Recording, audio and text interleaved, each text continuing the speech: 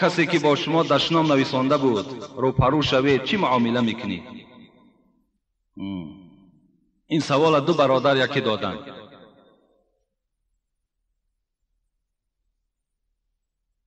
عجب رسمی است در این دار غدار.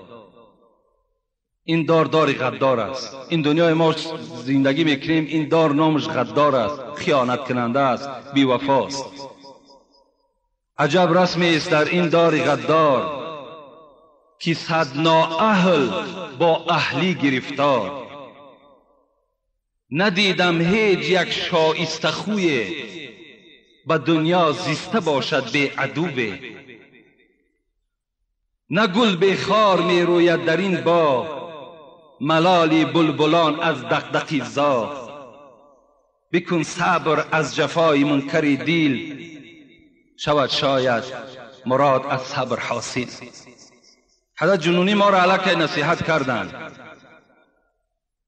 گفتند که حضرت هر مشقت و هر بلایی که به سر شما می آید و آینده هم آمدنی است، شما صبر کنید.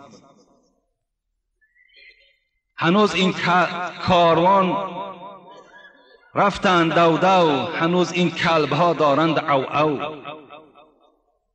اینا او او میکنند، اینها میجکند، لیکن ما دل شکسته نمیشویم. روحیه ما نمیشکند. باور کنیم به خدا قسم تا چند ما قوه میگیریم، خرسند میشیم که امروز بدگوها داریم، بدخواها داریم، حسد خرا داریم.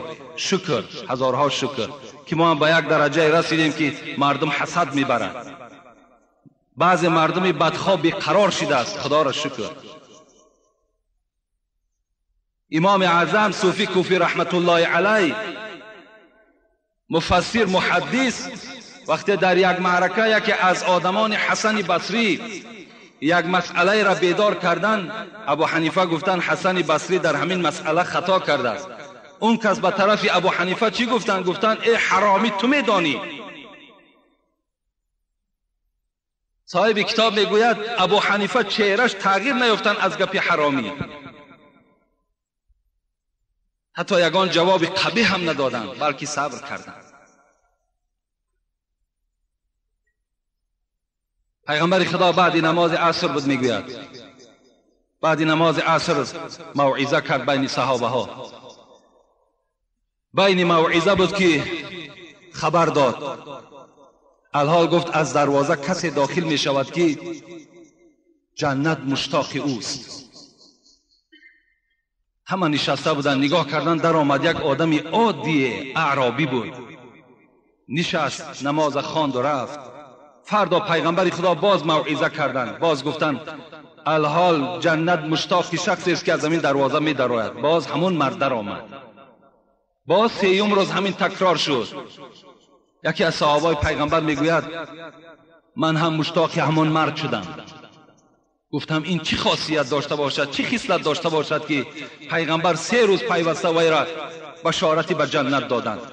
از پسش رفتم نزد خانش و گفتم ای دوستی خدا، میخواهم همراه تو شب سپری کنم. مرحمت گفت. شب با او میگد همراه بودم، نماز زیاد نداشت، صدقات زیاد نداشت، مثل من نماز 5 وقته میخوند و میآمد در خانهش خواب میکرد. 3 روز همین حضرت را ما پاییدم که عمل ای را بفهمم چه عمل باشد. چیزی یافت نکردم. بعدا مجبور شدم که پرسم چه عمل داری؟ گفت من یک عمل دارم. گفت اولا گفت چرا تا از من پرسان میکنی؟ گفت زیرا پیغمبر خدا 3 روز را بشارتی به جنت دادن. گفت من یک عمل دارم که کسی علم دارد، کسی پول دارد، کسی عزت دارد، من حسد نمیخرم. من حسد نمیخرم که وای علم دارد، وای پول دارد، وای مال دارد، وای ماشین دارد، وای خانه دارد، من پروایی ندارم. شاید همین خصلت من خوب باشد و همین خصلت من و فعل من در خدای من خوش آمده باشد و مرا از اهل بهشت گردانده باشد. البته با بزم این دشنام ها باز چند بسیار است. امروزا ما را تا 3 بار حکومت فریاد میکنه و دیگر مذمت ها میکنن. از همه شما خواهش، پدرها و برادرای عزیز، همون کسانی بدگو را وقتی میابین بیاره نزد ما رو پرو کنین. به حرمت قرآن کریم ما از همه تهمت خالی هستیم. والله که ما از همه همین تهمت ها خالی هستیم.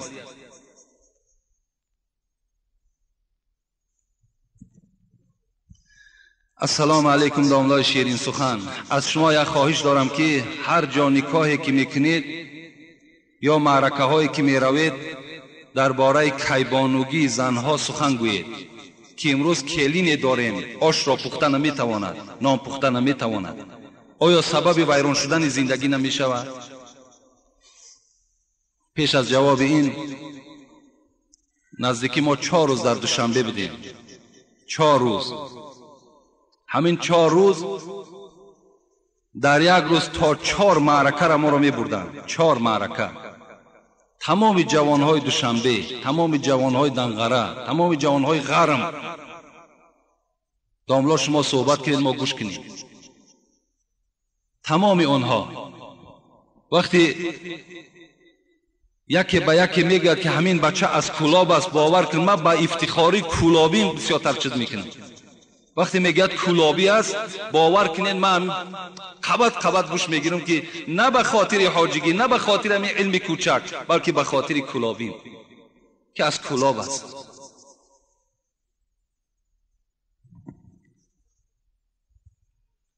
این برادرم خیلی سوالی لازمی دادن و گفتن که درباره همین زنها، کیبانوگی زنها در نکاح و در معرکه ها صحبت کنیم که کلین آوردیم که آش و نان را پخته نمیتواند.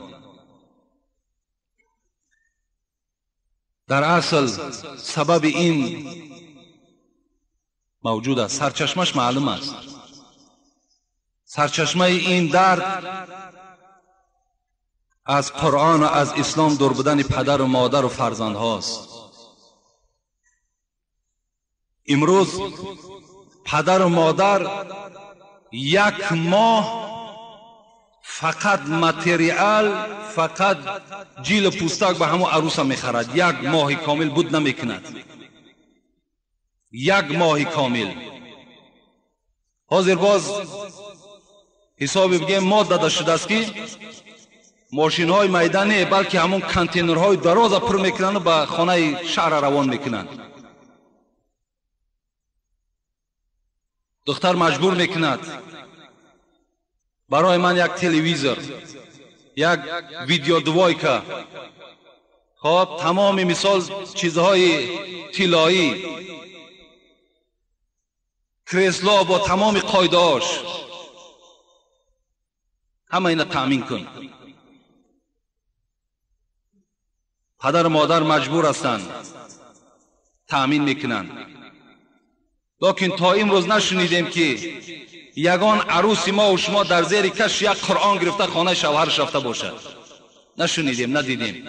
در یگان قلین تا حال یگان عروس فرمایش یک قرآن نداده است.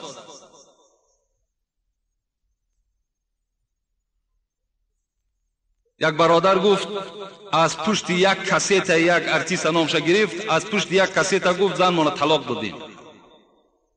میگوید فلان کسیت را در خانه بیار، بعد تمام آواز میماند، بعد جارو میگیرد خانه میروید. وقتی من قرآن میگذارم قرآن میکشد.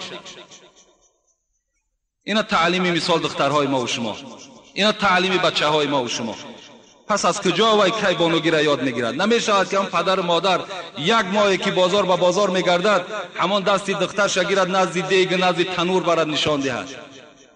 امروز جمعیت پیش رفته است، باز پخت و پز شیرینی ها برآمده است. دخترها باید اینا یاد گیرند. البته سبب ویرانی زندگی می شود. حضرت فاطمه دختر پیغمبر خدا بودند، دوست داشته ترین دخترشان بودند. وقتی که با حضرت علی پیغمبر خدا وارد تزویج کردند، حضرت علی را تسلیمش کردن، فریاد زدن که ابوبکر نزد من فریاد کنید، عمر، عثمان، حضرت اسامه را گوید پیش من بیاید. وقتی آمدن حضرت گفتن که همین جا یک مقدار مال هست، جهاز حضرت فاطمه است، همین به خانه علی میبریم. گفتن میلش. چی بود؟ طاحونتون، یک آسیابی دستی داشت، جو میده میکرد با دستش. دختری پیغمبری خدا فاطمه زهرا، شفاعت کننده کل زنهای امت، یک آسیابی دستی، جلدن مطبوغن، یک جای نماز، وسادتون حشوها لیف، خدا رحمت چون، یک تکسری پختش از لیف بود، یک دانه تکسری، 40 کرته نه، 40 رویمال نه، 10 تنگ کرپه و کرپچه نه، بلکه یک تکسری لیفش از خرما بود. قرآن، یک قسم قرآن در زیر کشش،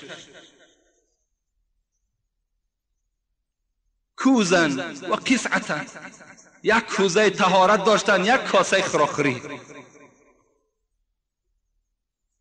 وقتی میگه حضرت فاطمه را برآوردن که چهرهش تشبهش، میگه مثل پیغمبر بود.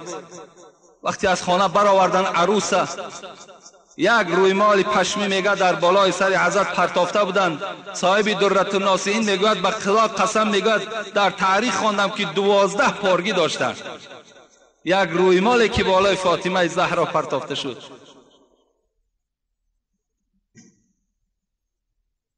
وای یک کم از بار نبردند، بلکه یک کم از عقل بردند، یک کم از فراست بردند.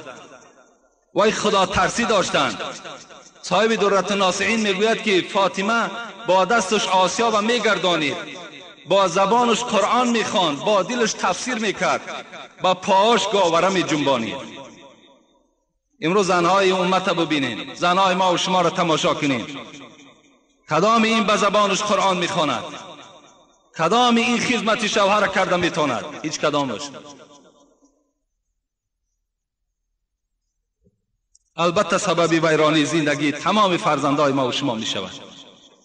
بخواهیم که فرزندای ما و شما آرام زندگی کنند، دعای خوشتامن و خسر را گیرند، دعای شوهر را گیرند، باید تعلیم دهید در خانه، باید فراست نشان دهید، باید احترام نشان دهید، تا که شما در نزد همسایه شرمنده نشوید.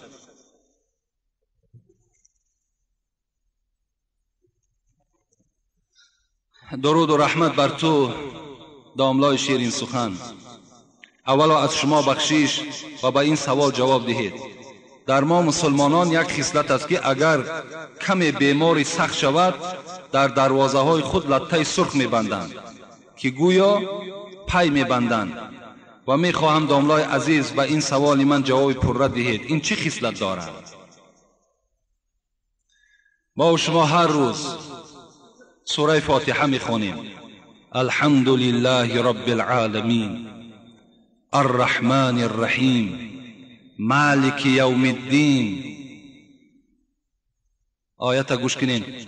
ایاک نعبد و ایاک نستعین. ایاک نعبد. مادام این آیت میخوانید، تو در نزد خدای خودت چی وعده داده ایستاده ای؟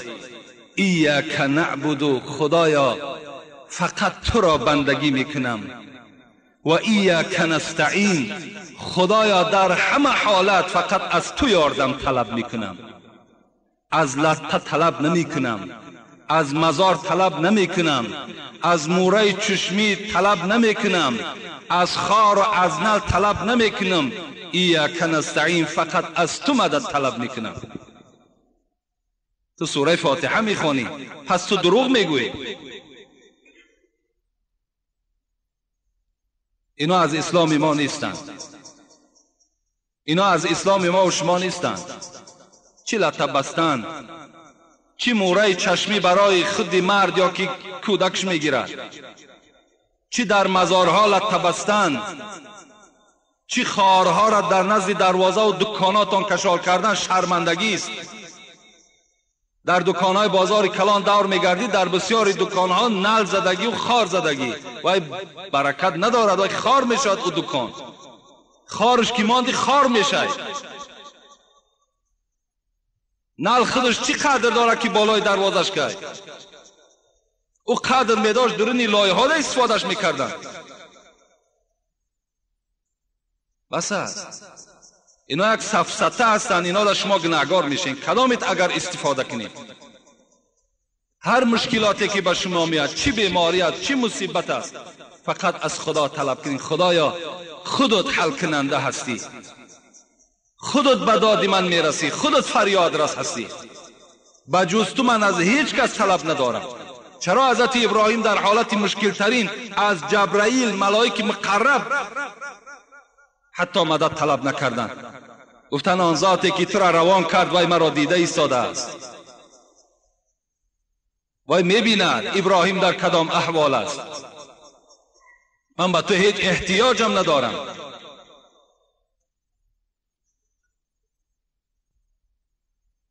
السلام علیکم و رحمت الله و برکاته.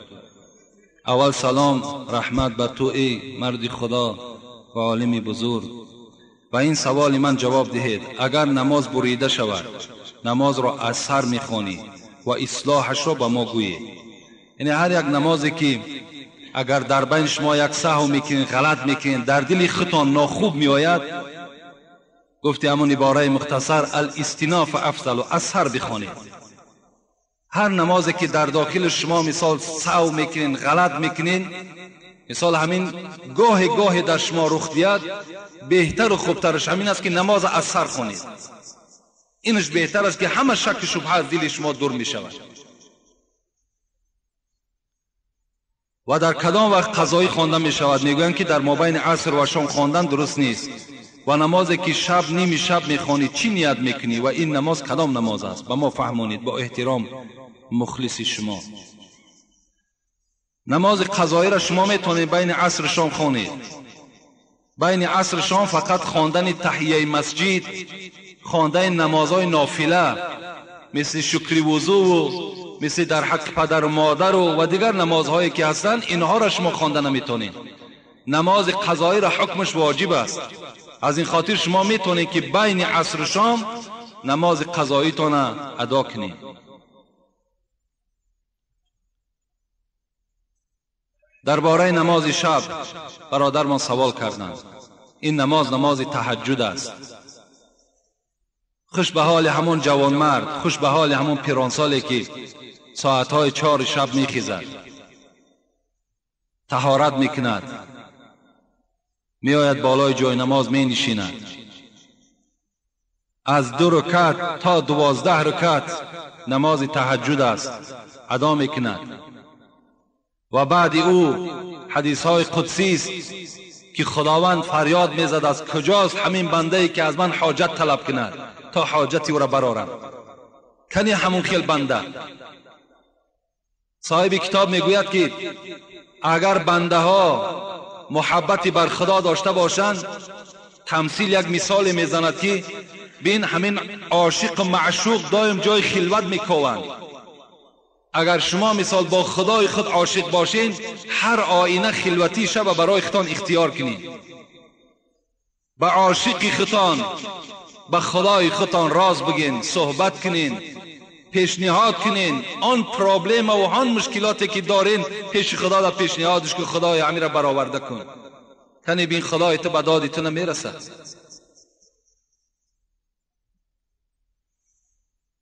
هر چیز، هر گنج سعادت که خدا داد به حافظ، حضرت حافظ میگوید هر گنج سعادت که خدا داد به حافظ، از یمن دعای شب و ورد سحری بود. این حضرت حافظی که امروز نامش در دنیا مشهور است میگوید این از نماز شب و از دعای سحری به این مقصد رسید. یا بنی ایاک و کثرت النوم باللیل فإن کثرت النوم باللیل تدعو الرجل فقیرا یوم القیامة. مادر حضرت سلیمان به سلیمان نصیحت کرده بود است که فرزند من از قسم شب بسیار خواب نکن، زیرا بسیار خواب کردن تو در روز قیامت تو را یکی از کمبغل ترین های مردم در روز قیامت میگرداند. وقتی اگر تو شبها به خواب بگذرانی، خوب است، بسیار بهترین است که کدام جوانی نباشد، کدام موی سفید نباشد، از قسم شب از ساعت 3 میخوانی، از 4 میخوانی، خیستن نماز خوان، نماز تهجد بخوان، انشاءالله در نزد خدا اجر خیلی زیادی میگیری. اینجا آیات ها و حدیث هاش هم زیاد است که فکر میکنم کفایت میکند. السلام علیکم و رحمت الله و برکاته. من یکی از مخلصان شما هستم و میخواهم با این سوال من جواب دهید. ما دو جوره بودیم، روز بین ما جنجال شد، خیلی وقت گذشت. بعد از جنجال من باز پیش او رفتم و او بر من گفت رو دیگر همراه من گپ نزن، میترسم که من یکی از این دنیا قهری روم، این نمازهای خوانده من چی میشود؟ التماس بابای حاجی و این سوال من جواب دید که عیب از طرف او شده است. من نمازهای 5 وقته را با جماعت میخوانم و در پیش شما آمده امر معروف گوش میکنم. مبادا با این قهری بودنم نمازهای خوانده ام همه باطل شود. یکی از مخلصان دائمی شما هستم. انشاءالله نمازهای شما باطل نمی شود. وقتی شما از قهری بودن خود اینقدر غمگین باشید، از قهری بودن خودت اینقدر بیقرار باشی، انشاءالله در نزد خدا تا اجر میگیری. لیکن هر وقت همون جورایی که میبینی خواه با واسطه یک رفیقت است، خواه با واسطه خودت هست، سلام از وی کنده نکن. السلام علیکم گفته دستش بگیر، با او سلام کن. اگر صحبت کرد میلش، صحبت نکرد، آن چیزی که در دل توست در نزد خداوند خودش معلوم است. پیغمبر گفتن الصلح خیر، همه وقت صلح بهتر است، آشتی بهتر است. کاری کنین راهاش بیابین که با یکدیگر قهری نباشین، با یکدیگر ملال نباشین. اگر کدامت که اگر تکبری میکنین، سرخم نمیکنین، من پیش وی نمیرم که وی گناهگار است، این صورت در شما از ثواب آن عبادت هاتون محروم میشین. برای خاطر خدا و پیغمبر خدا بار از پیش وی گذر کن، با او یک سلام کن و با او خبر ده که میلش انسان بی غضب نمی شود، انسان بی جنجال نمی شود. کردیم با گذشته صلوات گفتگی، با یک دیگر باز همون سلام تانک بر دوام نگه بداریم، انشاءالله ثواب میگیریم. لیکن وی اگر نخواست، وی گناهگار است، تو گناهگار نیستی.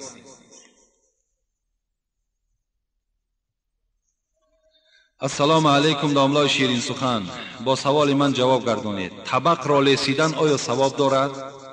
اگر حدیث پیغمبر باشد باز خوب می شود. امروز برادرای ما همه حدیث طلب میکنند، همه آیت طلب میکنند. شکر که امروز دلیل میکوبند. دلیل کافتن این نشانه با عقلی و با شعوری شماست که آیا در همین یک کدام مسئله نباشد کنی دلیلش. باور کن شما الحمدلله خیلی پیش رفتین. دیروز من در معرکه این بچه ها نشستیم، یک سخن گفتیم. وقتی من ریشتراشی رفتم دیروز، یک گروه بچه هایی که بگیم سین سال شونن به یک سین سال کلان رسیدن، چنان عقیده ندارن، چنان بی سواد هستن که میگوین که اگر نمی زیر کوی نمکی هست، همین اگر بیره کنی آینه جهانمو در زیر نمی است. باور کن آینه جهانموش چی است؟ من گوش دارم، با او توجه هم نکردم چی میگن آینه جهانموش در کجا باشد. اینو عیب هستند، اینو باید دیگر در معنی ما و شما باید یک چگونه که خندیدین این باید خنده‌آور باشد. یا گفتن باز اونا گفتن که همین سنگ حضرت امیر جان شرشر بردن، از همو بالای شرشر پرواز کرد اومد با در همین جاش نشست. باور کنین حیرت دم میمانی که نخو آدم اینقدر بی سواد باشد، اینقدر نافهم باشد. اینا را باور نکنین. هر روز دوشنبه با یکی میگد، هر روز دوشنبه میگد، شب دوشنبه همین حضرت امیر جان میگد همین خوابگاش می آید.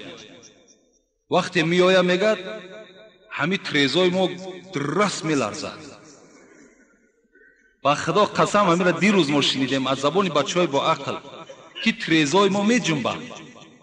وقتی حضرت امیر جان می آید مثال خوابگاش تا می دراید. بسیار یک بی سوادی است. انا برای اینا دلیل گفتن در کار کنی دلیلت. اینا دروغ هستند، اینا را باور نکنید. اینا یک مسخره کردن اینمی اسلام ما و شماست، باور کنید. اینا یهودی‌ها در دین ما و شما می‌درارند، نمی حکایه‌های بی معنی را تا که ما و شما مثال گوش اندازیم. بعضی آدم با شعور و علم دنیایی داشته باشد میگه که همین اسلام همش نمتری دروغ است، اسلام همش حکایه است. اینا را دشمن‌های دین میکنند.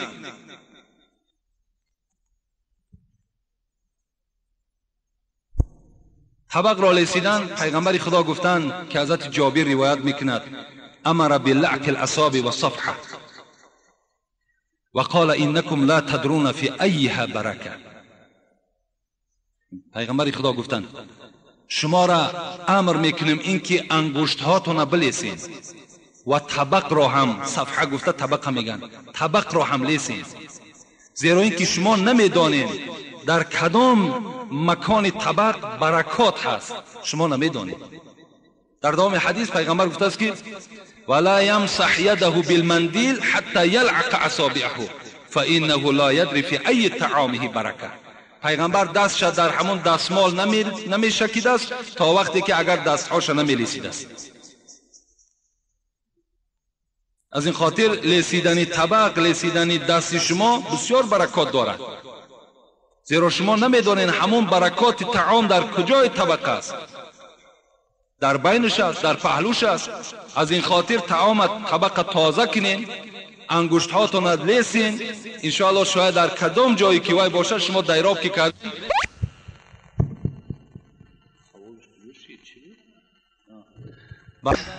در همین موضوع یک جواب دیگر بر شما میگویم.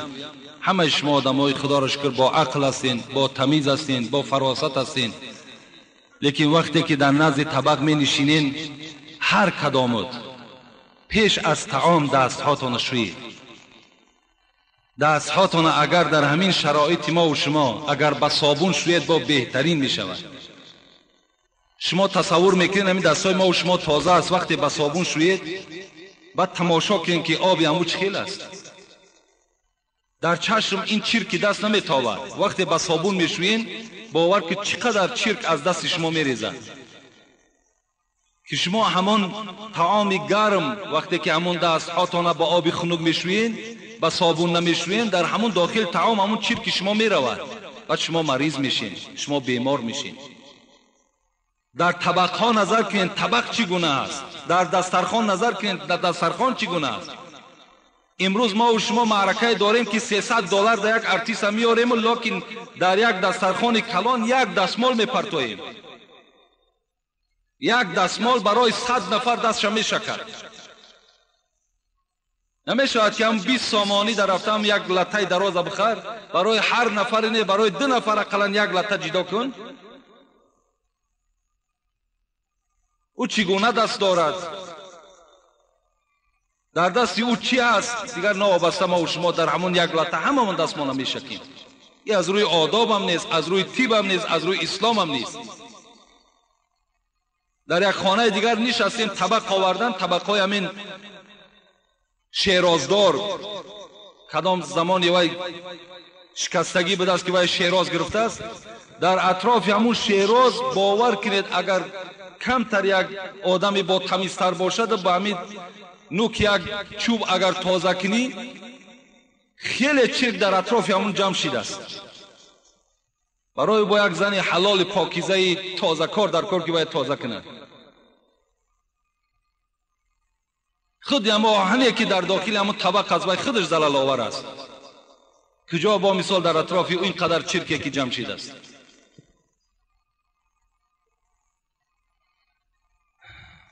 سوال ها هم زیاد است. سلام داملای شیرین سخن، ما یکی از مخلصان شما هستیم. سوال ترجمه حضرت یاسین و تبارک را با ما فهمونید. این برادر کسی است که یاسین و تبارک شاید نداند. این از چند آیت عبارت است. برای را ترجمه کردن خیلی ممکن که تا آخر عمر فقط ترجمه کنیم. اینقدر دراز آیت است. ترجمه آیت تبارک یاسین این خیلی وقت زیاده میگیرد. اگر برای کسی باشد لازم باشد دعوت کند خانهش، انشاءالله میریم اونجا با فرجتر بعد تحلیلش میکنیم. برای اینجا در وقت کم است. نیت غسل را پیش از آبازی میگویی یا بعد از آبازی؟ نیت غسل اگر چند مجتهدای ما و شما، فقهای ما و شما پیش از غسل گفتند، در حالت همون لباس بدر کردن همون نیت غسل میخونید. لیکن این شرط نیست. دانستن و ندانستن نیت غسل این شرط نیست. اگر ندانی هم در غسل 3 فرض است: دهان شستن، بینی آب گرفتن، تمام بدن ترک کردن. همین 3 فرض به جا بیارین، نیت چند ندانینم باکی ندارد. شما تازه هستین، شما از جنابت خالی میشین. در وقت نیت کردن سنت اقتدا کردن به قرآن حمید و مجید میگویی یا که قبله از جهت کعبه؟ کدامش بهتر است؟